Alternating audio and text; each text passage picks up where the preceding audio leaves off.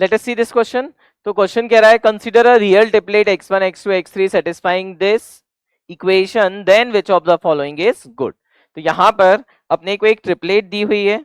क्या ट्रिपलेट दी हुई है अपन लिखें तो यहां पर फर्स्ट ब्रैकेट में लिखा है 2 की पावर 2x1 प्लस 1 और यहां पर लिखा है 2 की पावर 2x2 प्लस 2 और यहां पर लिखा है 2 की पावर 2x3 प्लस 8।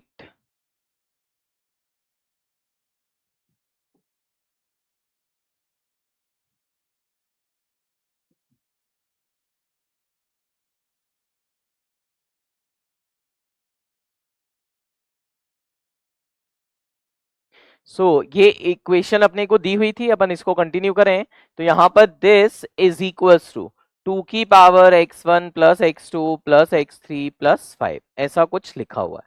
तो अपन ये x1 x2 x3 से हर ब्रैकेट को डिवाइड कर दें तो x1 से इसको डिवाइड कर दें तो ये बन जाएगा 2 की पावर x1 प्लस 1 अपॉन 2 की पावर x1। सेकेंड ब्रैकेट बन जाएगा 2 की पावर x2 प्लस 2 अपॉन 2 की पावर x2 और थर्ड ब्रैकेट अपना बन जाएगा 2 की पावर x3 प्लस 8 अपॉन 2 की power x3 is equals to 2 की पावर 5 यहां पर बच गया। तो अगर मैं इसकी मिनिमम वैल्यू की बात करूं यूजिंग एम जी एम, यहां पर जो कॉन्सेप्ट लग रहा है that is M G M inequality. M is greater than G M inequality, ये इसमें लग रहा है। इक्वालिटी आती है जब सारे एलिमेंट्स एम जो हम लिख रहे हैं उसमें बराबर हो तो इक्वालिटी आती। तो यहां पर अगर मैं इसकी मिनिमम वैल्यू की बात करूं तो ये x है तो ये 1/x है तो इसकी मिनिमम वैल्यू 2 आएगी। तो अगर मैं इसकी मिनिमम वैल्यू लिख के देखूं सभी की तो ये आ रहा है 2, ये आएगा 2√2 और ये आएगा √8 होता है 2√2 सो 4√2।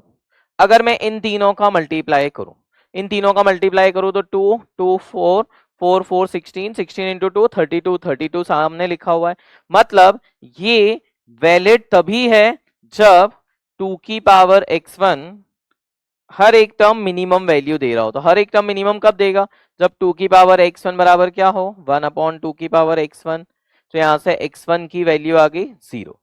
सिमिलरली ये कब देगा जब 2 की पावर x2 किसके बराबर हो 2 अपॉन 2 की पावर x2 के। सो 2 की power 2x2 is equal to 2 की पावर 1 सो x2 आ गया 1/2 एंड ये हो जाएगा अपना 2 की पावर x3 बराबर 8 अपॉन 2 की power x3। So 2x3 is equal to 3 so x3 आ गया 3/2। x3 आ गया 3/2। अब अपने से पहला ऑप्शन कह रहा है कि x1 लेस देन 0 होना चाहिए तो पहला ऑप्शन क्या हो गया गलत।